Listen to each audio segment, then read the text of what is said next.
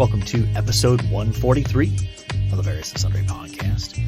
I'm your host, Matt Harmon, joined live from the Vault Studio on the beautiful campus of Grace College and Theological Seminary by my good friend, my colleague, my co-host, and the man who is riding the Jets roller coaster, John Scott Sloat. Doc, what's happening? Well, it is another Monday here on the campus, and so I taught beginning Greek this morning. Nice. Yeah, they just took their midterm exam, so they're waiting to find out the results. Oh, okay. What was the feeling in the room like? Was there we conquered this sort of feeling, or was there despair? There's a combination of both. Yeah? Yeah. Yeah, usually is. Yes, we're definitely gonna see some will be happy and some will not be happy. So, yeah, we'll have to sort that one out. But I feel for them. It's learning a language is challenging. They're living in the fog. It's just not easy. No. Are you finding, because we set it up to have like a middle day for like review? Are you finding that helpful? Yes and no. I think it's probably helpful for the students in terms of just having that brain break of not constantly getting new material. So it's good for the pacing. It has created some not odd, but just it's just different. I've not taught it in this 3-day-a-week format, and I've not taught this textbook either. And so you taught through it 2 times or 3? I've taught through the textbook twice, but in that format only once. And so, just discovering more of the not quirks, but just the different flavor of this book compared to the book we used to use before. The first time I used that book was COVID. Yeah. And if you remember that year, it was like, oh, everybody, you have to have one class online to make this work. And so instead of like picking a lecture down the road like present active indicative, I just went, the alphabet will be our class online. Yeah. Because I felt it was these, and that was – for sure. I handed out a quiz the first day during COVID. It was awful. Yeah. Yes. Well, if you'd like to get in touch with us and tell us about your experience learning Greek or some other ancient language or anything else for that matter, you can contact the show on Twitter at V&S Pod. You can email the show, variousandsundrypodcast@gmail.com. We would love for you to subscribe to the show on whatever platform you're accessing us. You can find us on Facebook. You can find us on YouTube. And we would appreciate any help with a 5-star rating and a review. 5 stars only. Only. Yes. Only 5 stars. Okay, John, let's talk some sports here. Yep. Let's start with college football. It was a good weekend in college football. It was. Ohio State dismantled Wisconsin 52-21. That game was over by the end of the first quarter. Oklahoma lost to Kansas State. A little bit of an upset there. USC struggled. They won 17-14 on the road at Oregon State. Not a good look for them. And Sparty, who they were ranked like number 11 in the country. To start the season. And they got beat down by they lost at Washington last week, and now this week they got thumped by Minnesota 34-7. And Michigan also played somebody with a pulse. So that was, they did beat Maryland. Notre Dame looks like they're turning into a normal team again, so that's nice to see. And Kansas, did you see one of the big matchups of the weekend was Kansas versus Duke, 2 basketball blue bloods that were both like 3-0 at that point. Kansas won that game, so Kansas is 4-0, and they're probably gonna have a pretty good year. And then someone else is gonna hire their coach away, and they'll go back to mediocrity. Oh yeah, that's just the way it works at Kansas. Washington State almost beat Oregon. Did you see that? Yes, that was a very close game. Yeah, kind of a bizarre finish to that game. But Tennessee beat Florida in the swamp for like the first time in, I don't know, 5 or 6 tries. Yes. And I'm still waiting for the shade to be thrown towards Georgia for only leading Kent State. That's right, Kent State.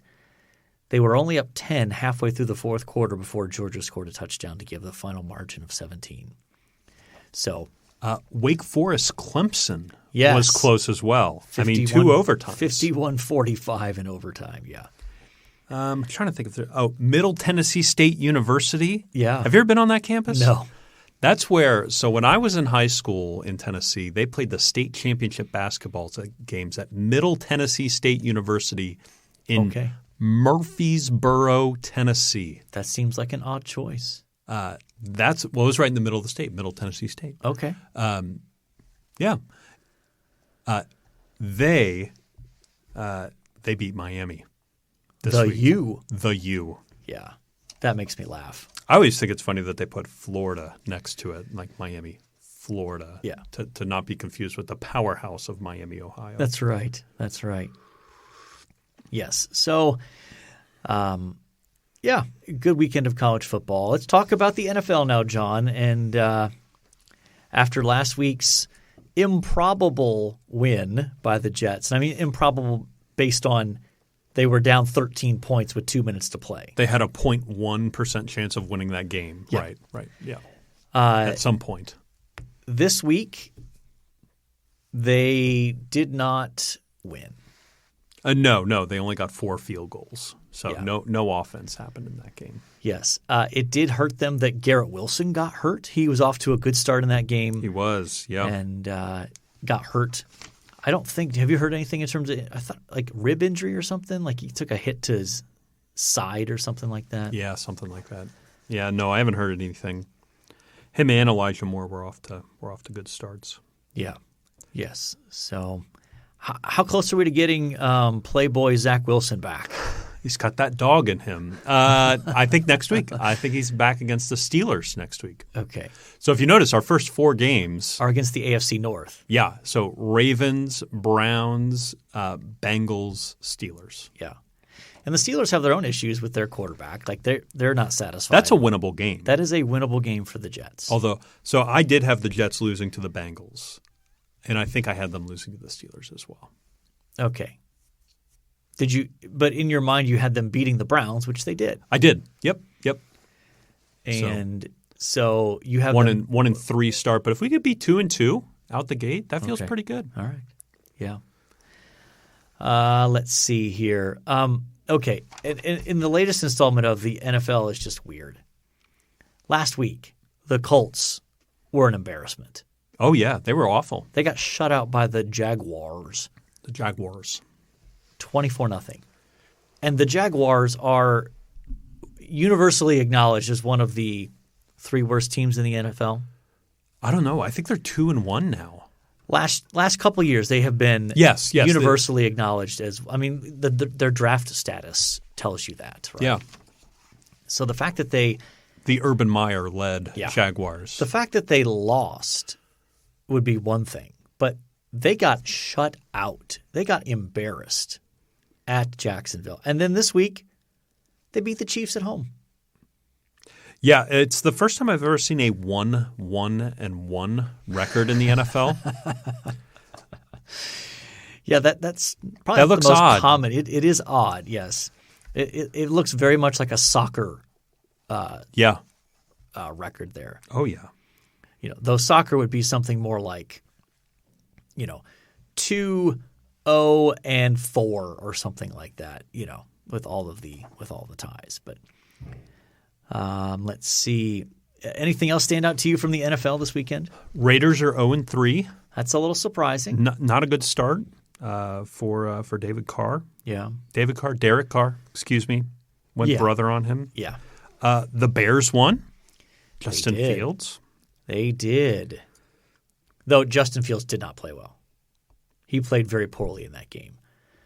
But, I mean, not the 49ers, the Texans, they basically gave that game away. Tied at 20. They have the ball under 2 minutes on their own end of the field, their own 25 or 30. There was a terrible pick. They run it down to the 10-yard line, and then it's just basically 3 plays to center the ball or get the ball in the hash mark you want, run the clock down to 3 seconds, and then kick it. So they did not win that game because of Justin Fields. To be honest, they probably won it in spite of him. He was just off, overthrowing guys and that sort of thing. So, the Packers beat the Buccaneers. Aaron Rodgers against Tom Brady. I didn't see all of that game. I only saw bits and pieces, but I did see the part where, let's see, I think the Packers were up 14-3 and driving. Aaron Rodgers hits one of their running backs at like the 2-yard line. He's struggling forward to try to get into the end zone. He fumbles it. Tampa Bay recovers. So it was on the cusp of being a 21-3 game, not over, but making it difficult to come back. And then it ended up – The Packers did not score in the second half. Yeah. They didn't score from that point. Yeah. I mean, they managed to win because they held off a 2-point conversion at the end. So it was just a weird game to watch. Like you see Aaron Rodgers, Tom Brady, you're thinking, 34-31, that'll be the score. Yeah, for sure. And here we had a 14-12 slugfest. Yeah. A weird game. Yeah. This weekend I also had YouTube TV had a free preview day of NFL Red Zone. You ever watched NFL Red Zone? Once or twice, yeah, where they bounce around all the games. That's a lot of fun. It's too ADD for me.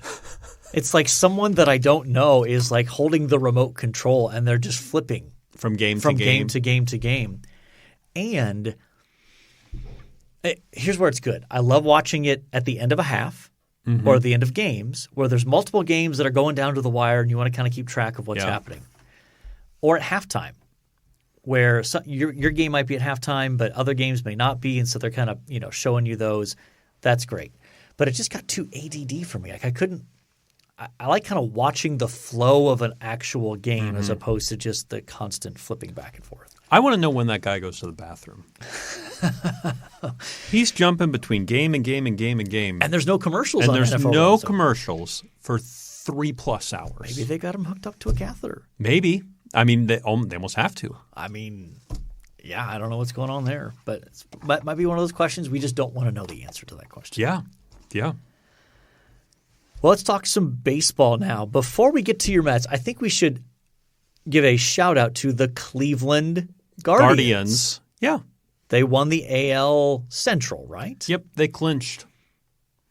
This flew completely below my radar because I don't follow baseball. I didn't realize the Indians were good – or sorry, again, that I did it. The Guardians. The Guardians. Do you know what the Guardians are, by the way, in Cleveland? I mean, wasn't it – I think I heard the – I did not know about it until I was in the city last week. Okay, tell me. There is a bridge in Cleveland, and there are these basically almost like, but not as majestic as sort of the Lord of the Rings Guardians as you're coming down the river. Okay. Right? There's sort of these guys on the bridge built out of stone. Okay. They are the Guardians. I did not know that was a thing in Cleveland. Interesting. Is this a common feature of Rust Belt cities? We're not going to go down that road. No comment. Oh, you got crushed by some of our friends of the podcast. Yeah. Absolutely. I can think of 3 different Ohio people who reached out to me. Wow. Oh, yes. That was amusing to watch. Okay, so tell us about your Mets, though. They still are up a game and a half, right? Game and a half, yep. Probably the most exciting race, division race in the majors right now. And there's like 8 games left in the season? Yeah, something like that. You're beginning to see, and it's not on this app that I'm looking at, but you're beginning to see like how many games to elimination. And it's like 8 or so for the Braves. So they either have to lose 8 or we win 8, or obviously a combination of the two. So they could lose 4, we could win 4, and we would win the division. Right. So it's still possible that the Mets could essentially clinch even before that end of the year series they play the Braves. Is that a 3 or a 4-game series? I believe that's a 3-game series. Yeah. Okay. So we're off today. We have 3 against the Marlins, 3 against the Nats, and 3 against the Braves. So we have 9 to go. Okay. All right. But yeah, we're right at the end. I mean, I think if we win another 5 games, we will go over 100 wins on the season. 162. Yes. If we win 5 more games. Okay. Which is a great season, 100 wins. Yeah. Oh, anything over 100 wins is a terrific season. Yes. And it's possible that both the Braves and the Mets could win more than 100 games. And one of those teams is going to be a wild card and have to play a one-off in or out, right? No, best of 5. They moved For it the to- wild card? I believe they moved it. I thought that was basically – isn't I there a think play-in game? It used to be. So they added another wild card, and now the 1 and 2 seeds get buys. So whoever wins between the Mets and the Braves gets a bye of a round. Okay. So they get 4 or 5 days off. So there's still good motivation to not just mail it in. Yeah. Yeah. Okay. Well, we will have to see by next week. Your Mets should have clinched at that point. Should. By the next time we record. But yeah. Okay. They have 2 days off. So they have today off, Monday off, and they have Thursday off. So they should still have 3 games left by next week. By this time next week. All right. So, but yeah, the picture should be clearer.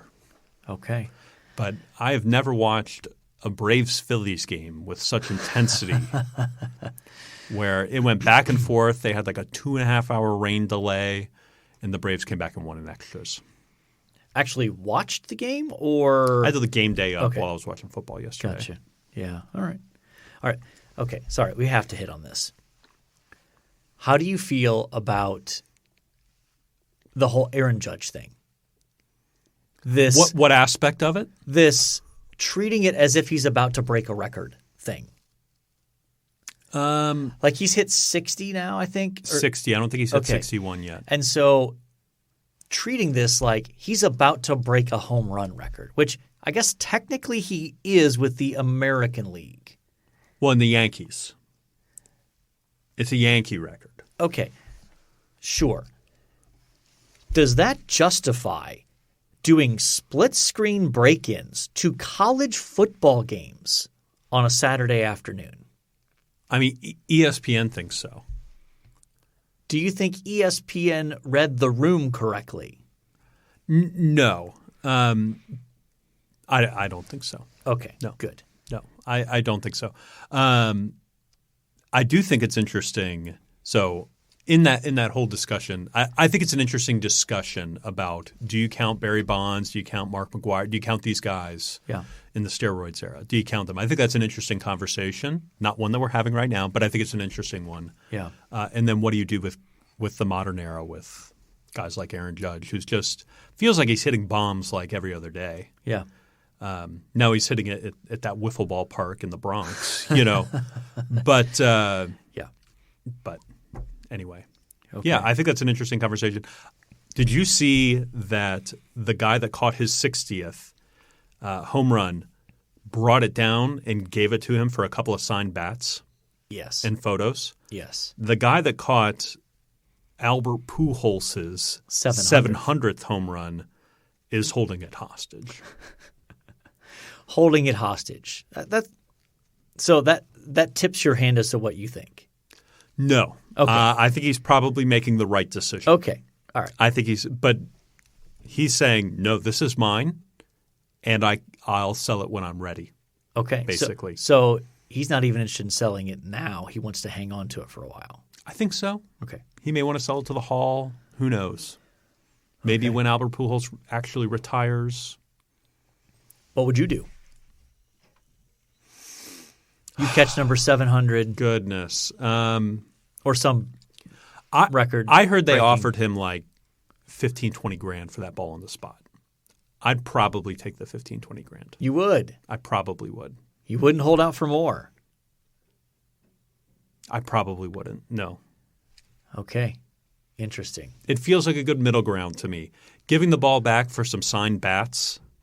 Didn't get enough out of that. Didn't get enough, although it's a cool memory, right? 15, 20 grand, you could probably still get the bats and the photos.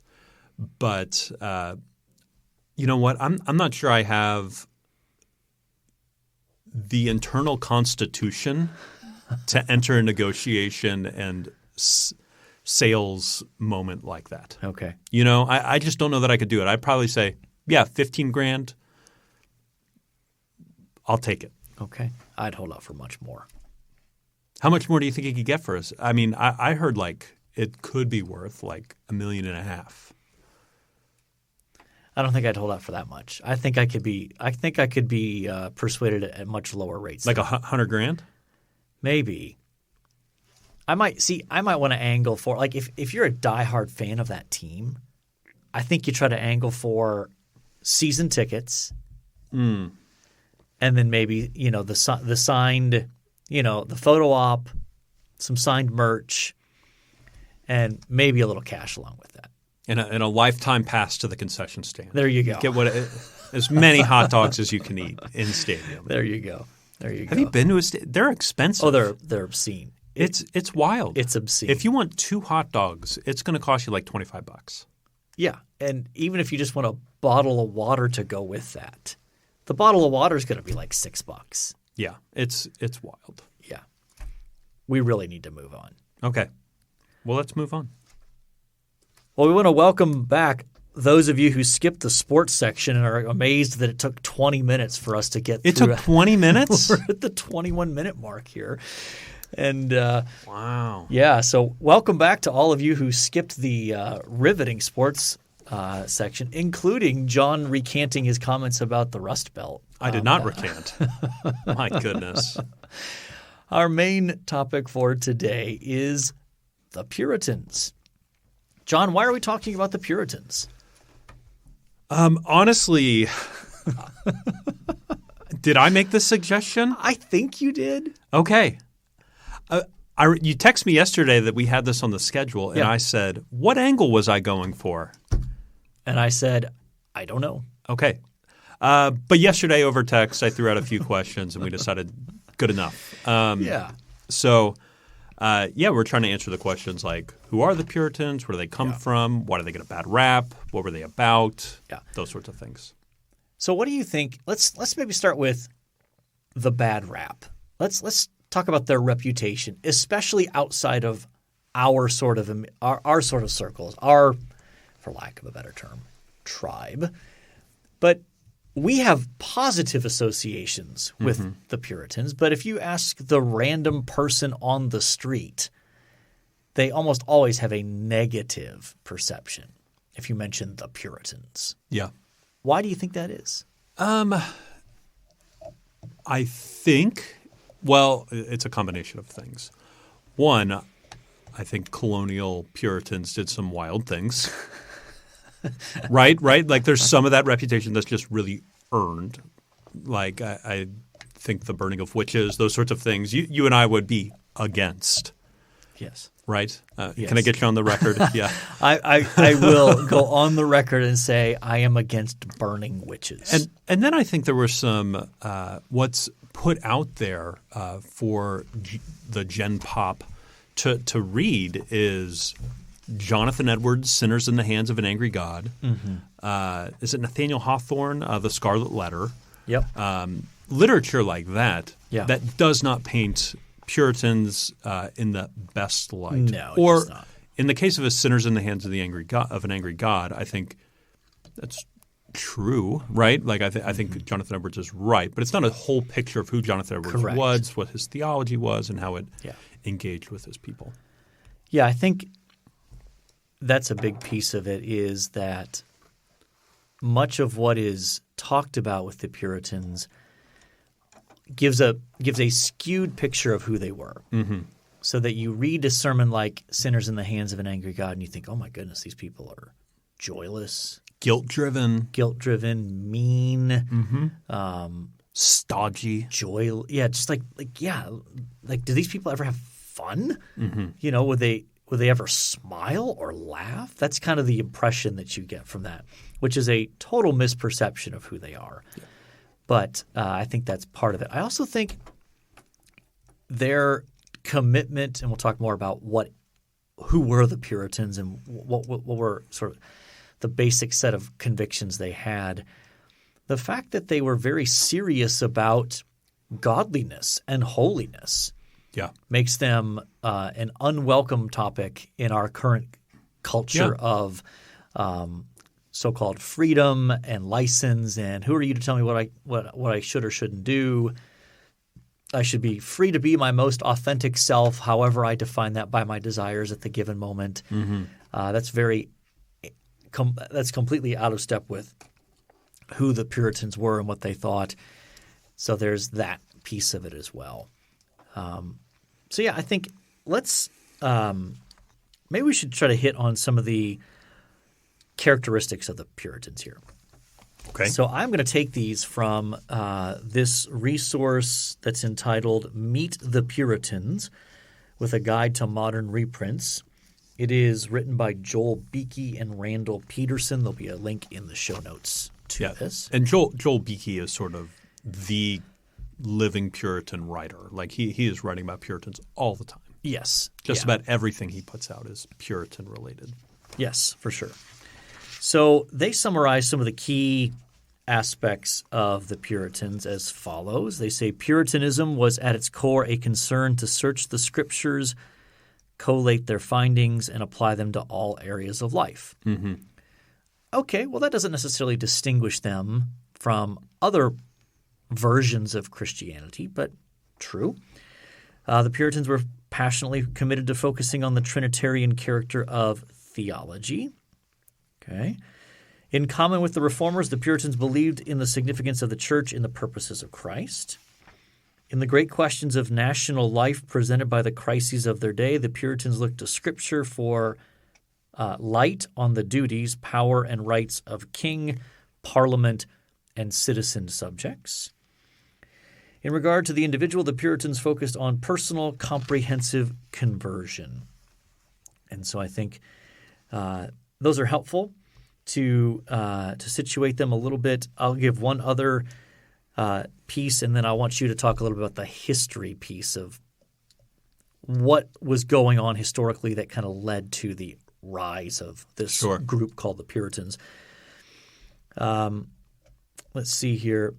One scholar says that Puritanism grew out of three needs: the need for biblical preaching and the teaching of sound Reformed doctrine, the need for biblical personal piety that stresses the work of the Spirit in faith, and the faith and life of the believer, and the need to restore biblical simplicity in liturgy, vestments, and church government so that a well-ordered church life would promote the worship of the triune God.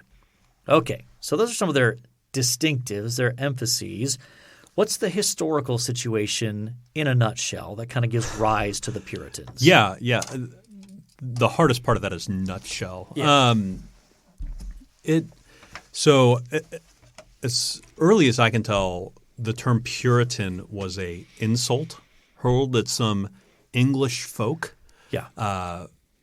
In the late 1500s, for people that wanted to get rid of some of these more Catholic tailorings that a church service had. Yeah. And so And this is in England. Yes, in England. And they would throw the insult, you Puritans, like you overly pure people was sort of the – and like so many of those sorts of insults, they wear them as a badge of honor and take them on. Yep. And it becomes the labeling of a group. In fact, one resource, and there's a book titled after this, and we'll link it in the show notes. There's one commentator, I couldn't even tell you his name at the time, but he said, this hotter sort of Puritan, or this hotter sort of Protestant call themselves Puritans, or something along those lines. Yeah. And so the book is called Hot Protestants, which I love. I think that's really funny. Yes. So but it sort of is a coming out of the Reformation and is really dealing with getting rid of sort of the Catholic doctrine and getting rid of the Catholic feel of the English church at that time. Yes. Yeah. So England had made a break with the Catholic Church, establishing what came to be known as the Anglican Church. Sure. English Act of Supremacy. Yes. And but as more and more believers began to reflect on this, a good chunk of them were not satisfied that the Church of England had rid itself of enough of the features of Catholicism to result in a healthy church. And so they were seeking to purify that. Then England had went a little bit back and forth, right? So they would be, without getting into the different kings and their various affairs, they would be Protestant for a time, and then somebody would come to the throne and they would be Catholic, and they would persecute the Puritans, and then eventually this culminates into Elizabeth I, and she has what is known as the Compromise, the Elizabethan Compromise, where we are going to have reformed, basically Puritan doctrine, but we're going to have a Catholic feel. And so really no one's happy. Right. And so we went on from there. Okay. Yes. So within that context, you have this movement of pastors, theologians, and even politicians. Yes.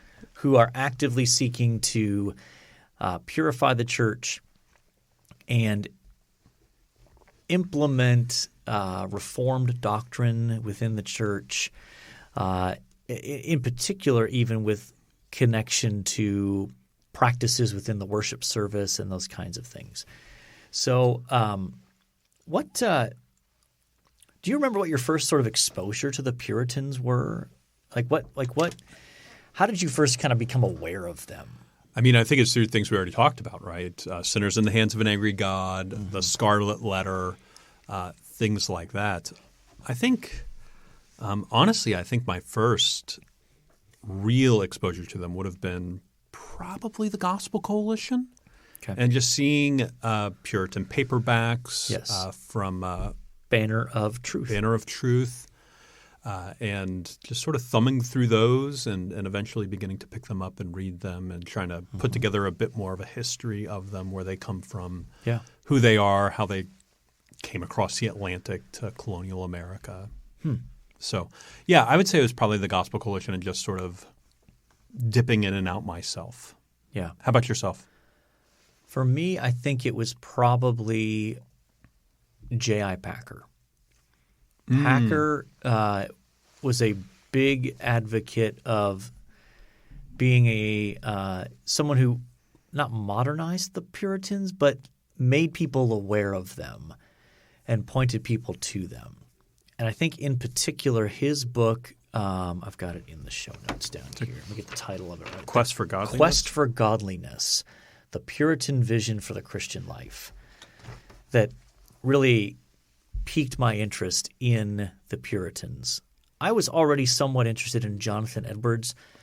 Edwards is kind of an interesting figure in that he's maybe the last Puritan. He's sort of a transition figure from the Puritans to the more modern age.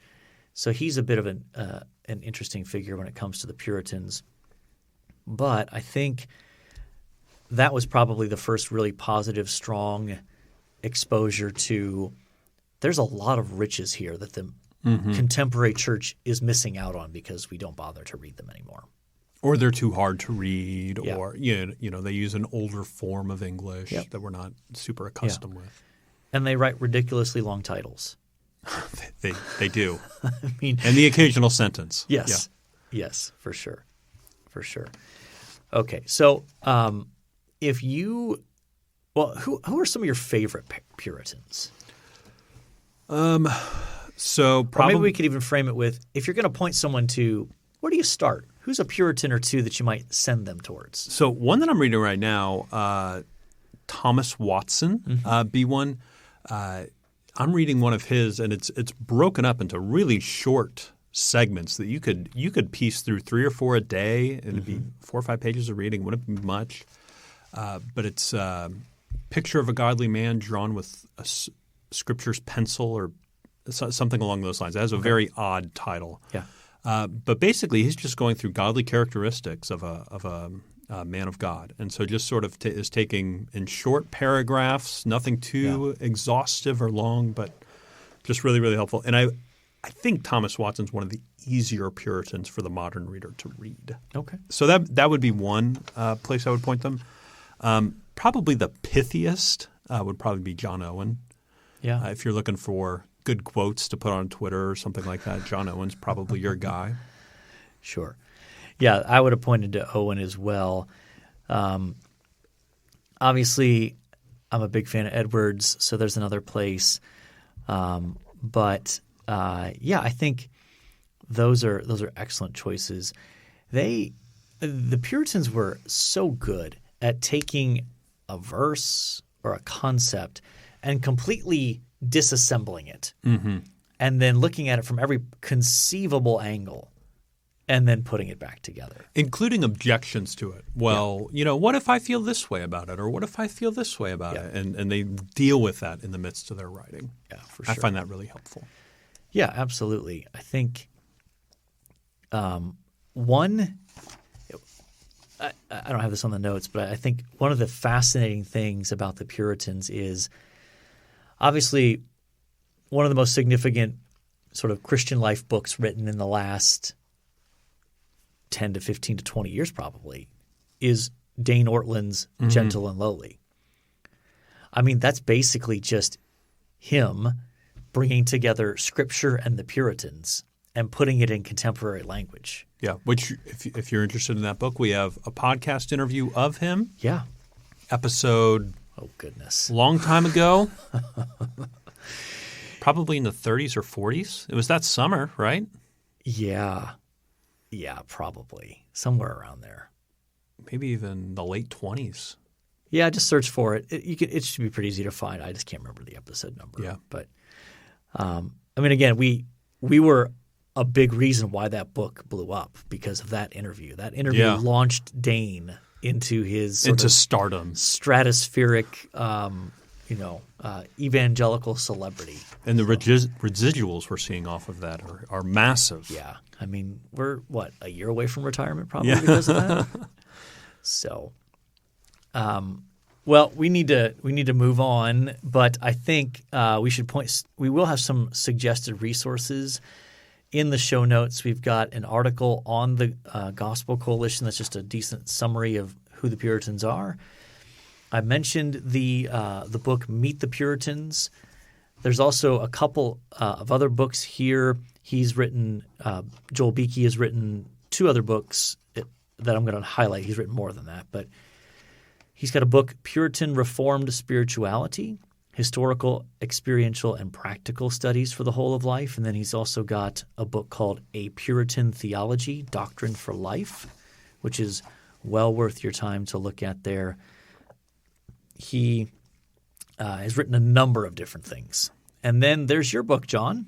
Not my book, but the one I recommended, Hot Protestants by Winship. Okay. That's a great title. Yeah. Yeah. I wonder what those marketing meetings were like.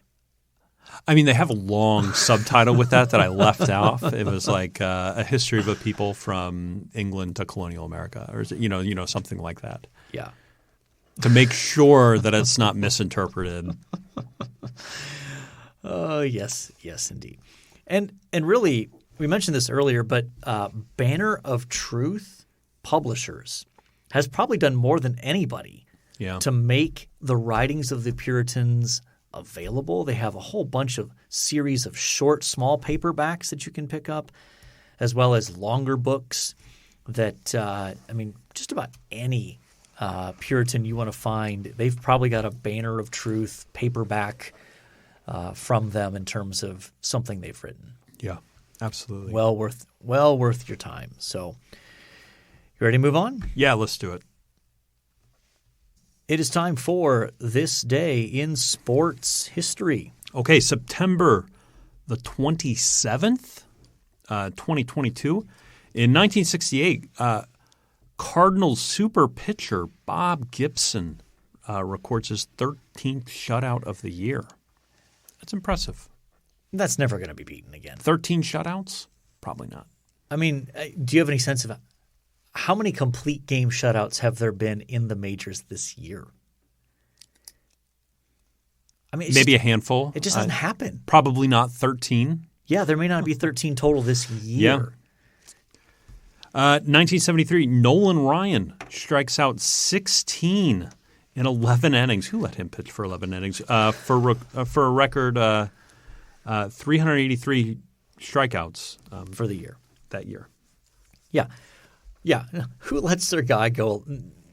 Again, that's something that would never happen today. No. Letting a guy pitch 11 innings. Yeah. And he's out there throwing like mid to upper 90s for that time. I mean, just a different era. Man. 1987, Ryder Cup golf. Oh, my. What's the Murrayfield Village Golf Course? Muirfield. Europe beats the United States 15-13 after 13-0 unbeaten streak record spanning 60 years. U.S. lost for the first time on its home soil. Do you ever follow any of the like Ryder Cup, President's Cup kind of stuff? No, golf? It doesn't really interest me that much. Yeah. Like team golf, I don't get. Yeah. Even though I did it in high school, I don't get it. Anyway, 1988, Canadian sprinter Ben Johnson is disqualified from the Seoul Olympic 100-meter after his urine sample found to contain steroids stanozolol. I know you put that in there because you want to hear me pronounce it. American Carl Lewis is awarded the gold medal and world record at 9.92 seconds. Yeah. Man. 2013. Oh, that's an old one. Don't read that. Oh, that's an old one? There you go. Whoops. I forgot to cross that out. So, Whoops. My bad. All right, so we got basically some baseball, some team golf, which I think we've already eliminated, and a Canadian Olympics, sprinter. A Canadian sprinter.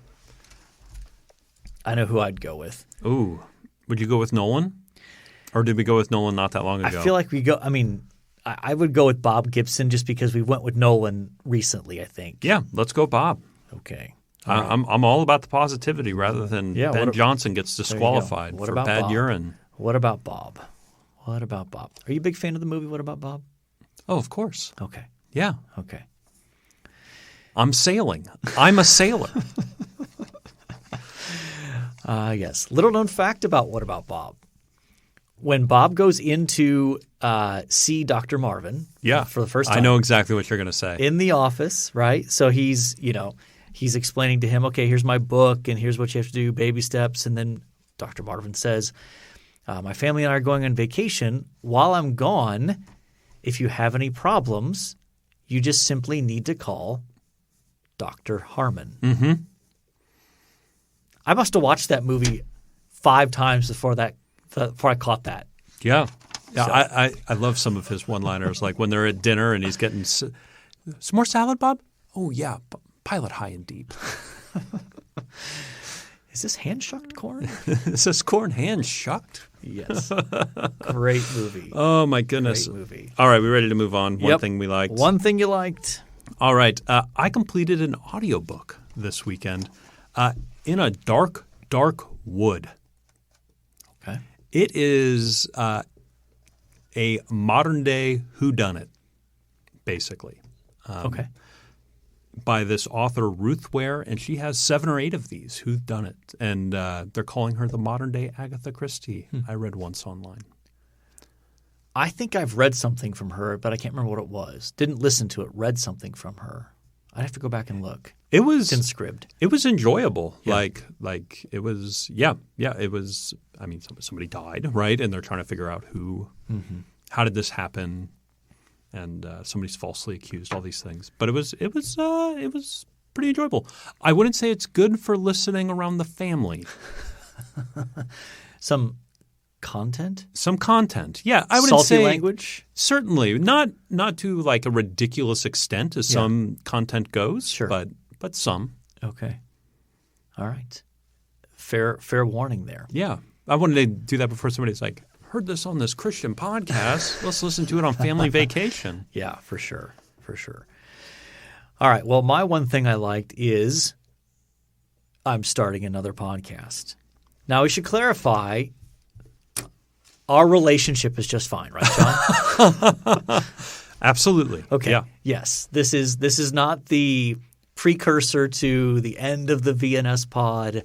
This is not in any way a reflection on this pod. It's a podcast that I'm starting with my friend Ben Glad, who is a New Testament prof at RTS in Jackson. And that podcast is called Biblical Theology Briefing. So it's going to be a little bit more academically focused maybe than this one. But as the title might suggest, we are going to talk pretty much all things biblical theology. We have already recorded the first episode. It will launch Monday, October, that'll be the 3rd. Okay. So next week? Yes, next Monday. Very nice. Biblical Theology Briefing. Would love for you to check that out and subscribe to that. And that would be great. I also wanted to end the show by giving a shout out to Steve in Cincinnati, wishing him, praying for him, wishing him a speedy recovery from a health incident he had recently. Grateful that he is recovering, and we're both grateful for him. He's a great guy. Absolutely. And wish him the best in terms of that recovery. But just life is short, and so we should be grateful for the time we have, and even just God's kindness in good quality, quick medical care. That's just a blessing I think sometimes we take for granted. Yeah. All right. We have talked college football, NFL football. We've talked Mets. We've talked Rust Belt cities again. We have talked the Puritans. We have talked Bob Gibson. We've talked about an audiobook with some content. We've talked about a new podcast that I'm doing with a friend of mine, Biblical Theology Briefing. And so I think, by definition, we have covered our various and sundry topics. And so all that is left to say is, until next time, the Lord bless you all real good. Later.